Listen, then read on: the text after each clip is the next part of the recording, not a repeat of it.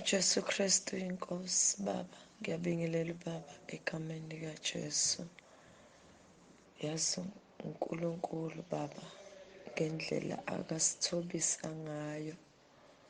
Unyaka uqalile, sibona unyaka suphelile. Izinto ezinhle akasenzela zona. Singumndeni, bekunzima empilweni kakhulu. Kungenzeki lutho, ngisho sibheka umuzi wakithi ukuthi ngendlela okwenzeka ngayo akukho ngisho nenqubekela phambili. Size sifise senze lokhu ongafanele ngabe siyakwenza, sifise imizi yabantu. Kodwa uNkulunkulu emuhle kulonyaka usuphela. Simbona uNkulunkulu engenelela. Sibona kukhona okwenzakalayo ukuthi kukhona ukwakheka okuzoba khona. Noma imali singenayo, kodwa sethemba uNkulunkulu. Nje kulezi insuku imindeni ijabula, kuphela unyaka, kusondela ukhisimusi, thina besingenalutho. Kodwa uNkulunkulu ngoba unathi ngezikhathi zonke usenzele isimangaliso. Kwabakhona lapho umama abizwe ukuthi ayothola khona i-voucher. Kodwa okufanele ngabe bona sebehambile khona indlela bebeyithatha beye emcimbini.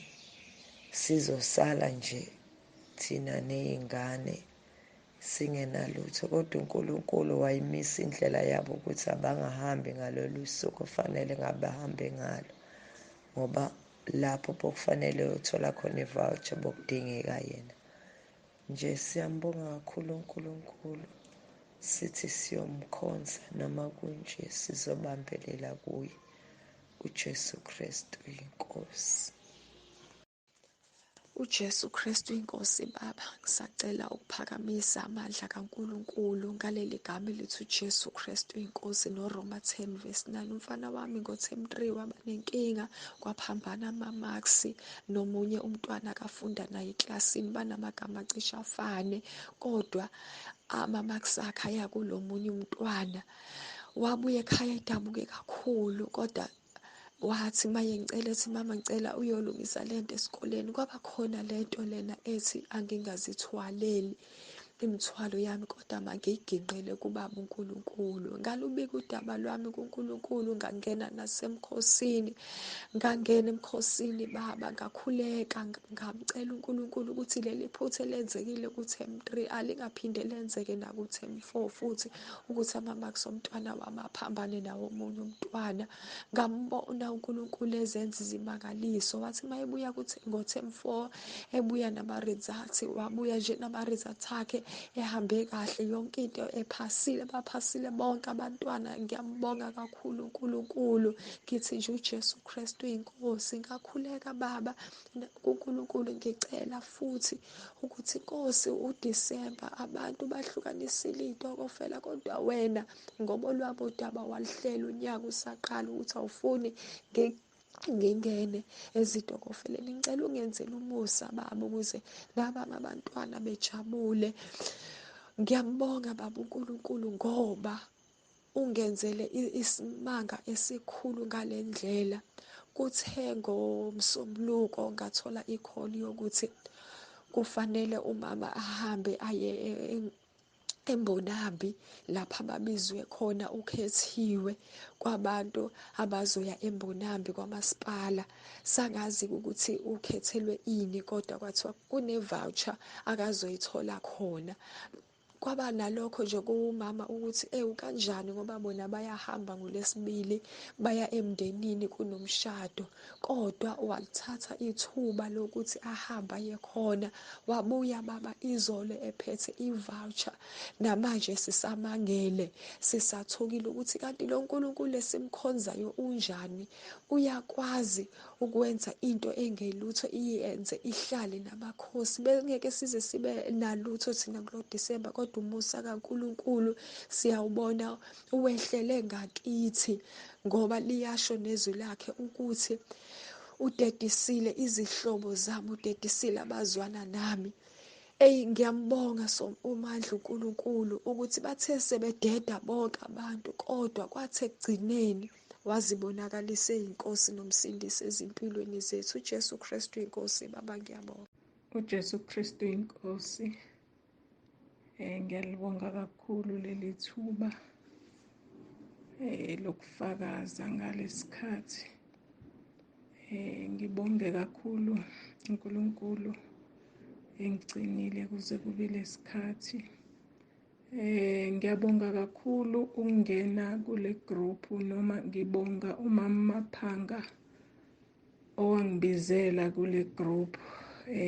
Ngiyambonga kakhulu uNkulunkulu ngaye. Ngithe mangingena kule group le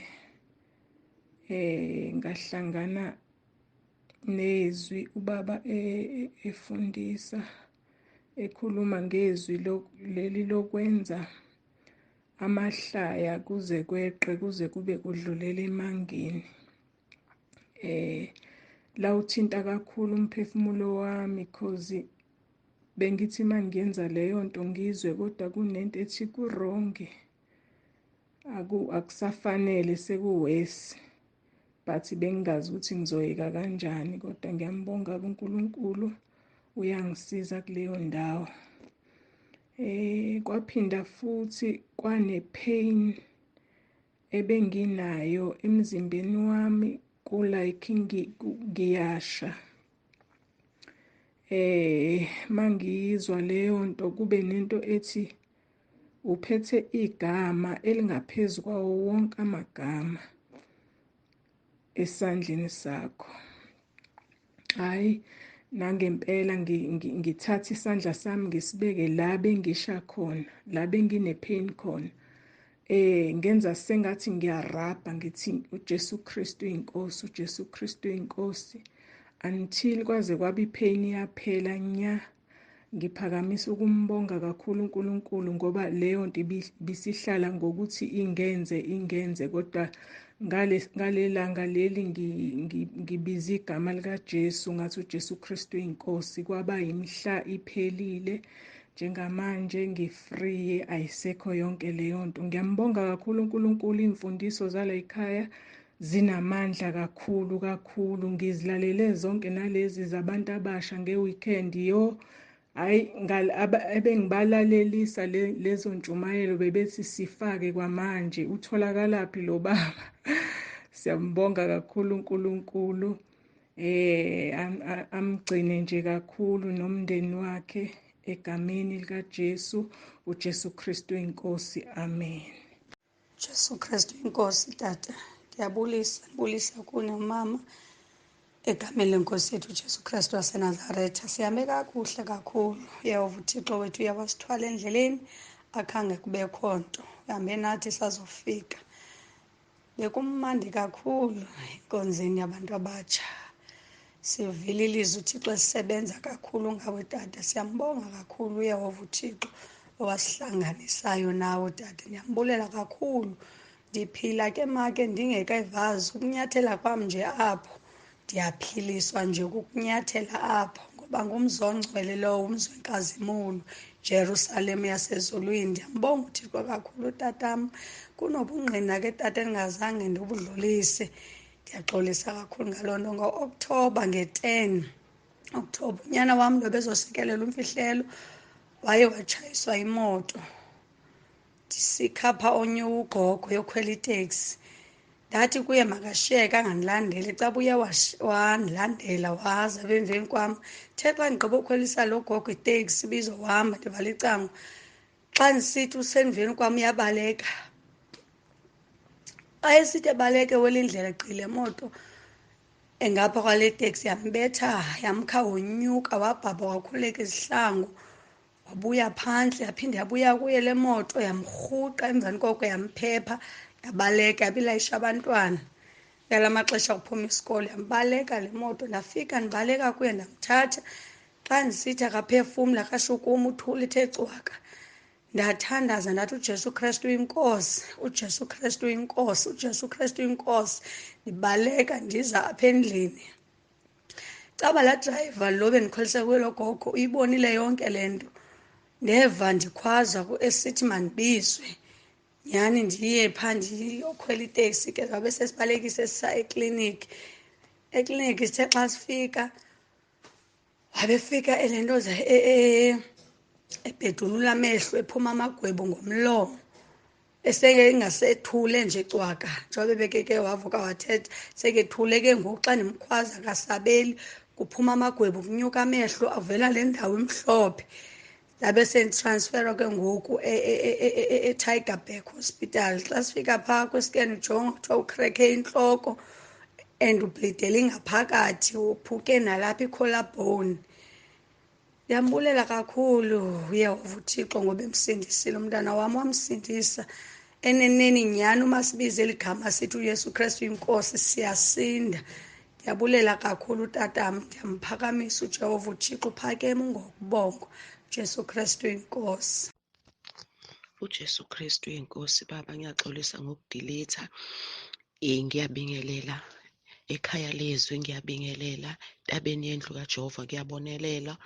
Ngizophakamisa amandla kaNkulunkulu, into angenzele yona. Siphuma nje emkhosini wey'nkonzo zabasha.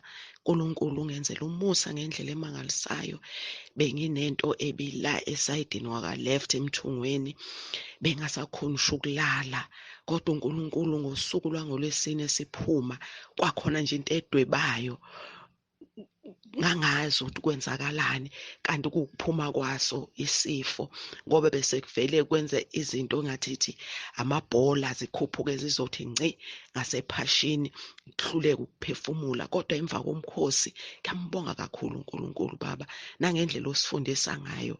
Qhubeka Baba, uNkulunkulu akubusise. Ngithi uJesu Kristu inkosi, amen. uJesu Kristu inkosi. Ngiyabingelela kubaba uNtsibande nomama uNtsibande, ekhaya leZwi, endlini kaJehova kuyabonelelwa. Ngibonga uNkulunkulu ukuthi namhlanje baba ngihleli kwi-shelter ngenxa yokungena ekhaya leZwi, endlini kaJehova kuyabonelelwa. Ngibonge nomama wangifakayo, eyinkosi. Ngacela ubaba ukuthi angikhulekise, nginenkinga ngoba kumele benze ubugebengu. Kwashaya umkhoshosho wathi ubaba ngena ku-21 days wangikhulekisa. uNkulunkulu ngiyambonga ngekwi-shelter namhlanje ngoba uNkulunkulu unomusa. Ngibonge nabantwana ade bebhala engahamba ngayobakhulekisa, ngayohlala nabo, ngayocela ukuthi uJesu Kristu uyinkosi. Njalo uma sekulala kukhulekwe amaRoma 9:10, akukhulekwe njalo kuthiwa uJesu Kristu inkosi. Ngiyeza bayafona bathi gogo siphumelelile. Ngiyabonga ekhaya leZwi, indlu kaJehova kuyabonelela. uJesu Kristu inkosi. Jesu Kristu inkosi. Ngiyabingelela entabeni yendlu kaJehova, ngiyabonelela. Ngiyabingelela ekhaya leZwi, ekhaya umndeni kababa uNtsibande, umama nobaba. Ngiyabingelela bazalwane, esikhathini eside ngigcinile ngidlulisa ubufakazi, kungasho ukuthi abukho uNkulunkulu ebenza usuku nosuku. Ngibonga ukuthi ngelinye ilanga ngike ngakhala kubaba, ngibuka umsebenzi onakala, sisesikhathini sokuvuselela. Kodwa uNkulunkulu uyewenza amandla, umsebenzi siphinde sawuthola. Ubaba wangikhulekisa, umsebenzi siwutholile. Ngiyambonga kakhulu uNkulunkulu. Bazalwane, ngibonga uNkulunkulu ngelinye ilanga eveza ngephupho. Kufanele ngikline ikamero lami, ngibheke ukuthi yini enginayo iyafika ngendlela erongi. Angiyiboni ngoba ngashiza, angisenakho nje nengangithinge kubafana kolutho. Ingidle lento, ngigcine ngingena emkhosini. Ngangena emkhosini bazalwane usuku lalunye. Kwathi makusa ngosuku langakusasa lesibili, yanuka indlu njengento ebolile. ngangazi ukuthi khonani. Ayi ngafona saqale sathi ngoba kunefriji la ekamereni mhlambe ngabe igazi lefriji kade kuhamba ugesi. Ayilutho la kuhlima ifriji kwenziwa konke into yaqhubeka yanuka. Kwase kufika ukuthi-ke ngiqaqa i-wardrobe yami ngidelize zonke izinto. Ngaqaqa lapho ku-ayiniwe khona impahla la iphekhwe khona. Ngathi uma ngisaqala ngiqaqa ngahlangana ne-orintshi li-fresh bazalwane kodwa phakathi lingenalutho. Ngalikhipha ngaqhubeka nokuqaqa ngabuyisela e-wardrobe-ini. Lapho sekuwu-1 ebusuku angilele ngiguduzana nalento enuka la endlini. Ngabuyisela mangibuyisela thatha i-orintshi ngililahle. Kwaphela ukunuka bazalwane akuphindanga kwaba khona. Ngambonga uNkulunkulu ukuthi nansi lento ebekufanele ngiyikline. Ingakho ngithi ngidlulisa udumo kuNkulunkulu. Ngithi uJesu Kristu inkosi. Akukona okokuqala, akukona okokugcina, uhlezi engenzela. uJesu Kristu inkosi, ngiyabonga.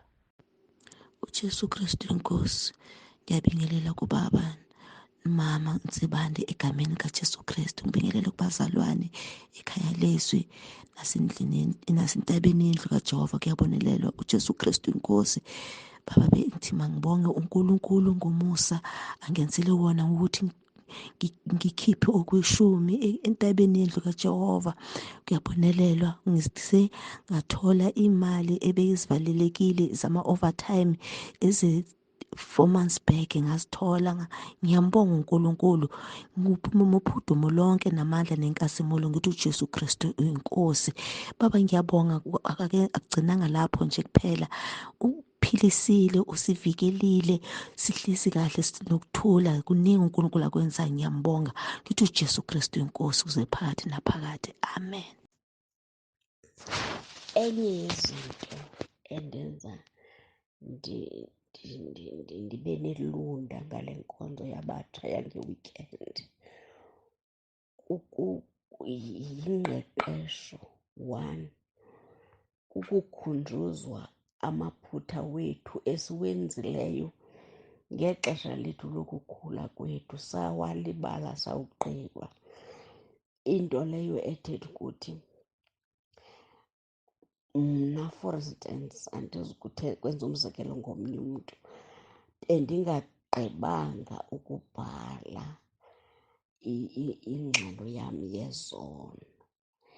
Icontribute kakhulu ebomini bam le nkonzo yange-weekend because nditsho ndafumana ezinye ii-points ebesendizilibele kwingxelo yezono ekufanele uba ndiyayenza kuThixo ukuhlambulula intliziyo yam kuye.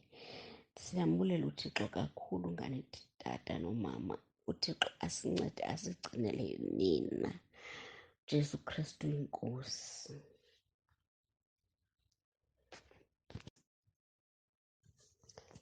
uJesu Kristu uyinkosi. Ndibulisa abazali entabeni yendlu kaJehova. Ndiyabonelela. Eyona ndiyichukumisileyo intliziyo yam, ndifuna ingaske abazalwane bayiqaphele kakuhle into yobana inkonzo yinkonzo, whether yeyabantu abatsha or yeyobani. Because thina sithi kugile ezinkonzweni zethu, ezinye izinto azange sizive, kodwa ngoku siyaziva. That is point number 1. Point number 2, sikhulisa abantwana, sikhulisa abazukulwana, sizokwazi ukuba ne-guidance yokuqeqesha abantwana bethu nabazukulwana bethu. Bathi bephuma emgaqweni kodwa sibe sibangenisa ngenxa yokumamela iimfundiso zikatata. enkonzweni yolutsha. Ndiyayibulela kakhulu inkonzo yabatsha ebikule mpelaveki sisuka kuyo kaDisemba. uJesu Kristu inkosi.